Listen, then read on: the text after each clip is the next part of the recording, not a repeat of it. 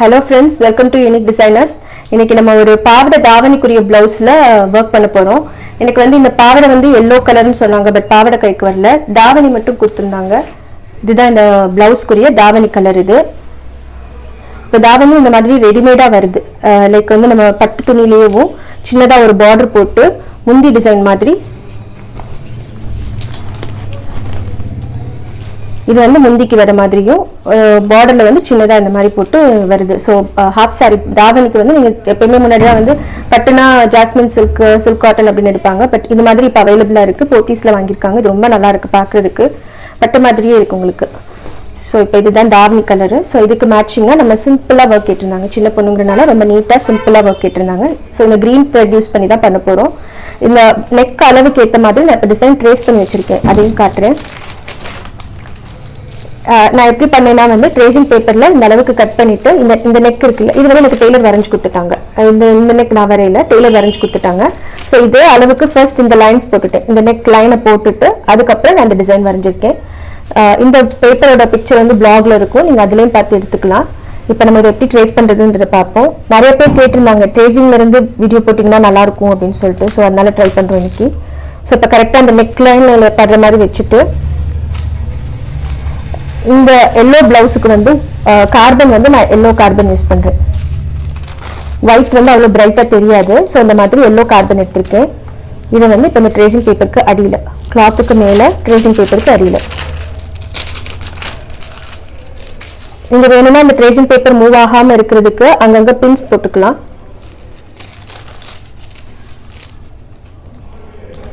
So இந்த மாதிரி வச்சுட்டு நான் வந்து இப்படி பிரிச்சு தான் பழகிட்டேன். ஸோ நான் அப்படி தான் போட போறேன். இப்போ ஃபர்ஸ்ட் இந்த ஒரு லைன், நெக் லைனுக்கு இந்த லைன் போடுறேன்.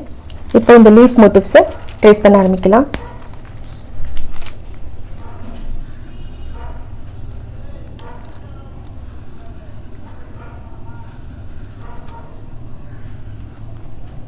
நம்ம துணி கலருக்கு ஏற்ற மாதிரி கார்பன் சூஸ் பண்ணிக்கணும். ஒயிட் கார்பன் இல்லைன்னா எல்லோ கார்பன். இப்போ நான் யூஸ் பண்றது எல்லோ கார்பன். இன்னொரு மெத்தட் ஆஃப் ட்ரேசிங் நான் ஏற்கனவே என்னோட பழைய வீடியோலயே சொல்லியிருக்கேன், பக்கர் மெத்தட்னு சொல்லிட்டு. அது இந்த பேப்பர்ல ஹோல்ஸ் போட்டு பண்றது. பட் அதுக்கு அது ப்ராக்டிஸ் இல்லாதனால நான் அது பண்ண மாட்டேன். ஸோ எப்பவுமே இதை தான் பண்ணுவேன்.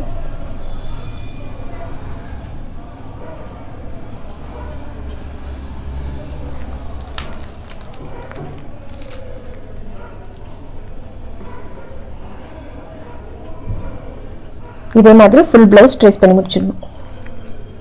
இப்போ இந்த லீஃப் ஃபுல்லாக முடிஞ்சிச்சு. அடுத்து இந்த கொடி டிசைன். இன்னொரு முக்கியமான விஷயம், நீங்கள் ட்ரேசிங் ஃபுல்லாக முடிக்கிற வரைக்கும் உங்கள் பேப்பர் வந்து ரிமூவ் பண்ணாதீங்க. ஸோ ஃபிக்ஸ் பண்ணிக்கிறதுக்கு அங்கங்கே பின்ஸ் போட்டுக்கிறது ரொம்ப சேஃபு. இப்போ இந்த ரவுண்ட்ஸ், இந்த ப்ளவுஸ் ஃபுல் ட்ரேசிங் முடிஞ்சிச்சு. ஓகே, ரொம்ப பளிச்சுன்னு தெரியலனாலும் கொஞ்சம் நீட்டாக தெரியுது. ஃப்ரேம் ஏற்றி போடும்போது இன்னும் கொஞ்சம் பர்ஃபெக்டாக தெரியும் நமக்கு. இப்போ இதில் எப்படி ஃப்ரேம் பண்ணுறதுங்கிறத பார்ப்போம். இப்போ இதுக்கு ஃப்ரேம் வந்து நான் 18 இன்ச் ஃப்ரேம் எடுத்திருக்கேன். இதுதான் இன்னர் ரிங்கு.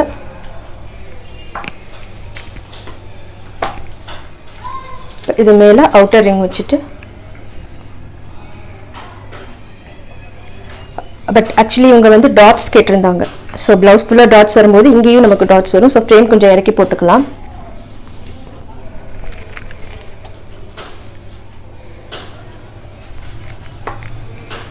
ஸோ ஃப்ரேம் இறக்கி போடும்போது இங்கே நமக்கு துணி இல்லை அப்படிங்கிறப்போ ஏதாச்சும் ஒரு பழைய ஃபால்ஸ் துணி இல்லை ஏதாவது ஒரு காட்டன் கிளாத்தை வந்து இந்த மாதிரி அட்டாச் பண்ணிக்கலாம்.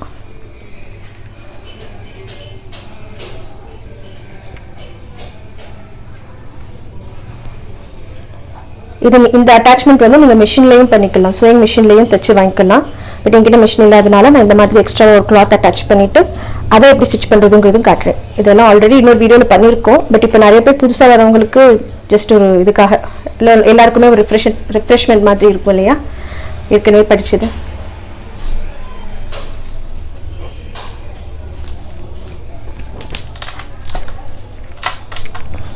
ஓகே, ஃப்ரேம் வச்சாச்சு. ஸோ இந்த இடத்த வந்து நம்ம அட்டாச் பண்ண போகிறோம். அது எப்படிங்கிறத பார்ப்போம். இப்போ இந்த ரெண்டு துணியும் அட்டாச் பண்ணுற மாதிரி நார்மல் செயின் ஸ்டிச்சஸ் போட போகிறோம்.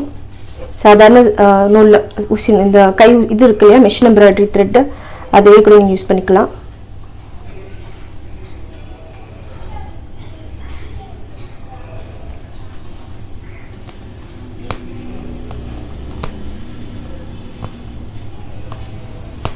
ரெண்டையும் அட்டாச் பண்ணுற மாதிரி ஸ்டிச்சஸ். சும்மா ரஃப்பாக தான், ரொம்ப நீட்டாக போடணும்னு அவசியம் இல்லை. இப்போ இந்த அட்டாச் பண்ணுற மாதிரி ஒரு லைன் செயின் ஸ்டிச் போட்டாச்சு. அடுத்து வந்து ஃப்ரேம் வந்து டைட்டன் பண்ணிக்கணும். எல்லா பக்கமும் மெதுவாக கிளாத்தை வந்து இழுத்து விட்டுக்கணும். ஸோ இந்த ஃப்ரேம் ஏற்றி நல்லா டைட் பண்ணியாச்சு, நல்லா செட் ஆகிடுச்சு. துணியெல்லாம் டைட்டாக இருக்கா செக் பண்ணியாச்சு.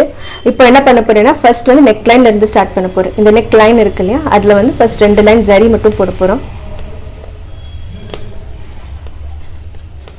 இன்னொரு டவுட் நிறைய பேர் கேட்டிருந்தீங்க, லைக் ஃப்ரேம் ஏற்றிட்டு அப்புறமா டிசைன் வரையணுமா, இல்லை டிசைன் வரைஞ்சிட்டு அப்புறமா ஃப்ரேம் ஏற்றணுமா அப்படின்ற மாதிரி கேட்டிருந்தீங்க. 2 விதமுமே கரெக்டு தான். இப்போ நான் வந்து ரொம்ப வருஷமாக ஆர்டர்ஸ் எடுத்து பண்ணுறதுனால நான் எப்பயுமே வந்து துணியில் ட்ரேசிங் போட்டுட்டு அதுக்கப்புறமா தான் ஃப்ரேமில் ஏற்றுவேன்.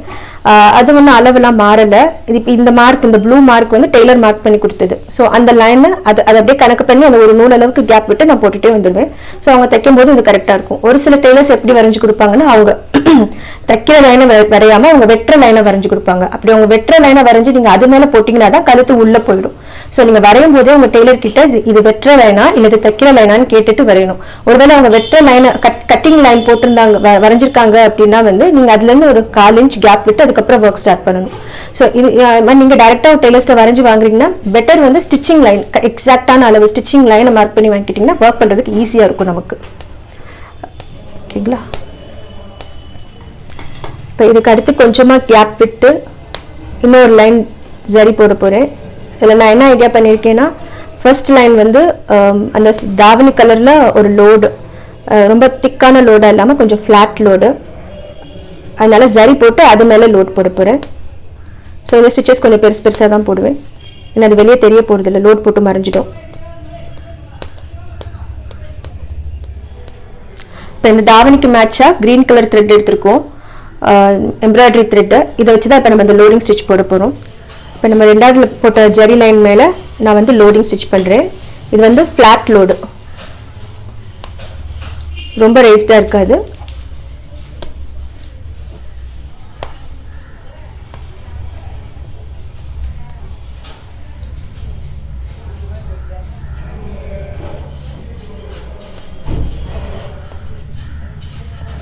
இந்த ஃப்ளாட் லோடு ஃபுல்லாக முடிஞ்சு. இதுக்கு அடுத்து வந்து ஒரு சின்ன கேப் இருக்கும் நம்ம ஃபஸ்ட்டு போட்டு செயின் ஸ்டிச்சுக்கும் இந்த ஸ்டிச்சுக்கும். ஸோ அதை ஃபில் பண்ணுற மாதிரி 2வது செயின் போட்டோம்னா இன்னும் கொஞ்சம் பர்ஃபெக்டாக இருக்கும். முதவே டபுள் செயின் போடாமல் இந்த மாதிரி போடும்போது வந்து உங்களுக்கு நெருக்கமாக கிடைக்கும். அதனால தான் ஃபஸ்ட்டு ஒரு செயின் மட்டும் போட்டுட்டு அதுக்கப்புறம் லோடு போட்டுட்டு அதுக்கப்புறம் மறுபடியும் ஒரு செயின் ஸ்டிச் போடும்போது நல்லா ஃபில்லிங்காக இருக்கும் டிசைன் பார்க்குறதுக்கு. அடுத்து வந்து இந்த லீஃபில் பண்ண போகிறோம். லீஃப் பார்த்தீங்கன்னா இந்த சைட் ட்ரேசிங்கில் சிங்கிள் லைனாக பண்ணியிருக்கேன். இந்த சைடு வந்து கொஞ்சம் டார்க்கன் பண்ணணுங்கிறதுக்காக இன்னொரு தடவை பண்ணேன். பட் அது பார்த்தீங்கன்னா டபுள் ட்ரேஸ் ஆகிடுச்சு, கொஞ்சம் மூவ் பண்ணிட்டேன். இது வந்து ஒரு மிஸ்டேக்கு. இதை எப்படி நம்ம ரெக்டிஃபை பண்ணலாம் அப்படின்னு பார்த்தா வந்து இது எல்லாமே டபுளாக இருந்தது. இதை வந்து நான் சும்மா பென்சிலில் கொஞ்சம் ஷேப் பண்ணிக்கிட்டேன் நானாகவும், ரொம்ப அந்த ட்ரேஸ் வெளியே தெரியாதபடிக்கு. ஸோ அது மாதிரி லைட்டாக அட்ஜஸ்ட் பண்ணி நம்ம வேணுங்கிற மாதிரி லைட்டாக ட்ரேஸ் கொஞ்சம் அட்ஜஸ்ட் பண்ணிக்கலாம் வரைஞ்சி. ரொம்ப சைஸ் மாறக்கூடாது, பட் அதை சேர்த்து நம்ம வேணுங்கிற மாதிரி நம்ம இது பண்ணிக்கலாம். மேக்ஸிமம் இந்த மாதிரி மிஸ்டேக்ஸ் இல்லாமல் பண்ணுறது தான் ரொம்ப பர்ஃபெக்டாக இருக்கும். சரி ஆயிடுச்சு அப்படின்னா வந்து அதை எப்படி சரி பண்ணுறதுங்கிறத யோசிக்கணும். ஸோ இப்போ இது வந்து 2 ட்ரேஸாக இருக்குது, இது ரொம்ப டிஃப்ரெண்ட்டாக இருக்குது. மற்றெல்லாம் கூட லைட்டாக தான் டிஃப்ரென்ஸ் இருந்துச்சு, ரொம்ப டிஃப்ரெண்ட் இருக்குது. ஸோ இந்த 2 லைனுக்கும் நடுவில் கூடி ஒரு லைன் போட்டு இந்த மாதிரி பண்ணிக்கிட்டேன். ஓகே, இப்போ நம்ம இந்த லீஃபில் வந்து எப்படி ஒர்க் பண்ணுறதுங்கிறது பார்ப்போம். இப்போ இந்த லீஃபில் வந்து பட்டன் ஹோல் ஸ்டிச்சஸ் தான் யூஸ் பண்ண போகிறேன். ஸோ லீஃபோட சென்டரில் ஸ்டார்ட் பண்ணிவிட்டு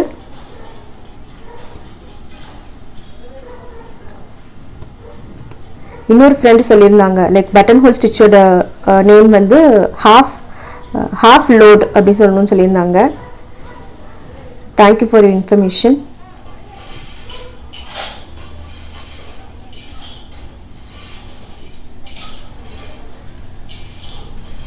இப்போ இதில் என்ன பண்ண போகிறேன்னா ஒன் சைடாக போட்டுட்டு கொண்டு வர போகிறேன்.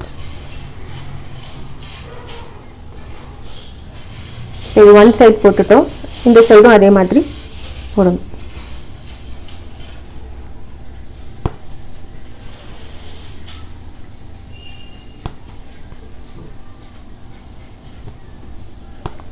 சென்டரில் லைட்டாக கேப் வர மாதிரி போடணும், ஏன்னா அந்த இடத்துல பீட் வைக்க போகிறோம். இந்த லீஃப் கம்ப்ளீட் ஆயிடுச்சு. இப்போ இதே மாதிரி எல்லா லீஃபையும் முடிக்கணும். நான் எப்பவும் சொல்கிற மாதிரி த்ரெட் வச்சு என்னெல்லாம் ஒர்க் பண்ணணுமோ அதெல்லாம் முடிச்சுட்டு அதுக்கப்புறமா அடுத்த ஒர்க் போகும். இப்படி பண்ணும்போது தான் ஈஸியாக இருக்கும், உங்களுக்கு டைம் சேவ் ஆகும். ஒரு லீஃபாக இப்போ இதுக்கு அவுட்லைன் ஜரி அப்புறம் பீடு எல்லாம் முடிச்சுட்டு போகும்போது ரொம்ப டைம் எடுக்கும். ஸோ அதனால் ஒரு த்ரெட் ஒர்க்குனா என்னெல்லாம் த்ரெட் ஒர்க் இருக்கோ அதெல்லாம் முடிச்சுட்டு போகணும். ஸோ இப்போ இந்த எல்லா லீஃபையும் போட்டு முடிச்சுட்டு காட்டுறேன்.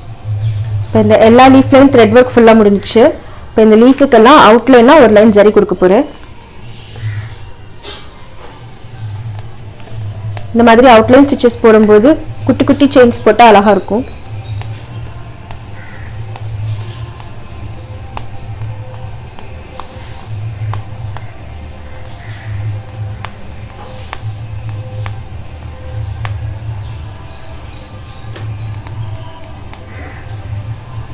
இந்த ஷார்ப்னஸ் தான் மெயின். இதில் தான் டர்ன் பண்ணி அழகாக கொண்டு வரணும்.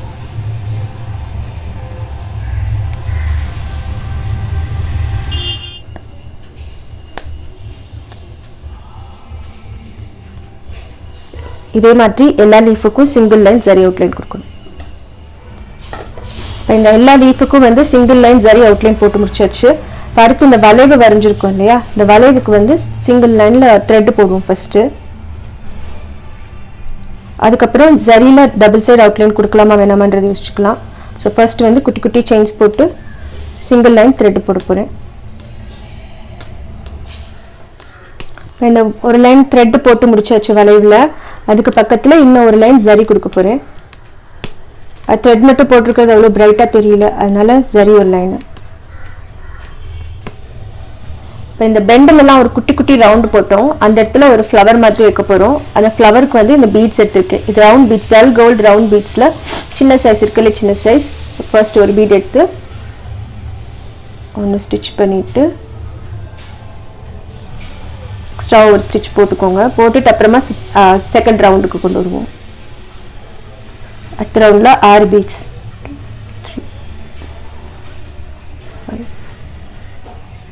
6 பீட்ஸ் எடுத்திருக்கேன். ஒன்று ஒன்றா வச்சு தைச்சிட்டோம்னா ஒரு ஃப்ளவர் மாதிரி வந்துடும். நாட் போட்டுக்கலாம். இப்போ இதே மாதிரி ஃப்ளவர் தான் இந்த இடத்துல மறுபடியும் இந்த பெண்டு இந்த கேப்பை இப்படி ஒரு இது மாற்றி மாற்றி வைக்க போகிறோம் நம்ம. இப்போ இந்த ஃப்ளவர் பீட் வச்சு குட்டி குட்டி ஃப்ளவர்ஸ் ஃபுல்லாக வச்சு முடிச்சிட்டோம். நெக்லைன் ஃபுல்லாக இந்த லீஃபோட சென்டரில் கேப் விட்டோம் இல்லையா, அதுக்கு வந்து சீனி பாசி ஒரு லைன் வைக்க போகிறேன். ஒரு 6 பீட்ஸ் எடுத்திருக்கேன். அதே டல் கோல்டு சீனி பாசி எடுத்திருக்கேன்.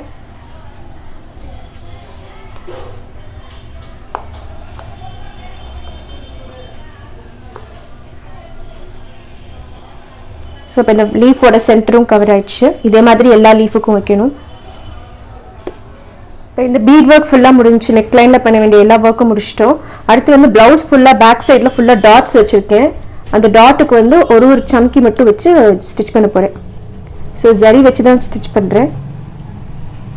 த்ரெட்டு போட்டால் அதோட தெரியும், அதனால ஜரி வச்சுட்டு ரெண்டு பக்கம் சம்கியோட 2 சைடும் ஸ்டிச்சஸ் போட்டுட்டு ஒரு சம்கிக்கும் நாட் போட்டுக்கணும். ஸோ இதே மாதிரி எல்லா டாட்ஸும் கவர் பண்ண போகிறேன். இப்போ இந்த எல்லா டாட்ஸ்லையும் ஒரு கோல்டு சம்கி வச்சு முடிச்சாச்சு ஃபுல்லாக. இப்போ அந்த சம்கியை சுற்றி வந்து ஒரு லைன் த்ரெட் போட போகிறேன். டார்க் க்ரீன் கலர், இந்த லீஃபில் யூஸ் பண்ணியிருக்கோம்ல அதே டார்க் க்ரீன் கலரில். பட் இப்போ வந்து டபுள் த்ரெட் எடுக்காமல் சிங்கிள் த்ரெட்டாக எடுத்து போடுறேன். டபுள் த்ரெட் எடுத்தால் ரொம்ப பெருசாக ஆகிடுற மாதிரி இருக்கும் டாட்டு, அதனால் சிங்கிள் த்ரெட்டாக எடுத்து ஒரு பொடி அவுட்லைன் மாதிரி போட்டால் இன்னும் கொஞ்சம் பிரைட்டாக தெரியும் நமக்கு இந்த டாட்ஸ். இதே மாதிரி இந்த எல்லா டாட்ஸுக்கும் அவுட்லைன் கொடுக்கணும் க்ரீன் கலர் த்ரெட் வச்சு. இப்போ இந்த ப்ளவுஸ் ஃபுல்லாக முடிஞ்சு நெக்கை சுற்றி வந்து கொடி மாதிரி போட்டாச்சு. அண்ட் அங்கங்கே டாட்ஸ் வச்சு ஃபுல்லாக கம்ப்ளீட் பண்ணியாச்சு. இப்போ இந்த ப்ளவுஸோட ஸ்லீவும் கம்ப்ளீட் பண்ணிட்டு அதோட பிக்சரும் இந்த ட்ரேசிங்கோட பிக்சரும் வந்து பிளாக்ல போடுறேன், அதில் பார்த்து எடுத்துக்கோங்க. இந்த வீடியோ கண்டிப்பாக உங்களுக்கு யூஸ்ஃபுல்லாக இருந்திருக்கும்னு நினைக்கிறேன். பிடிச்சிருந்தா ஃப்ரெண்ட்ஸோட ஷேர் பண்ணுங்கள். தேங்க்யூ ஃபார் வாட்சிங். பாய்.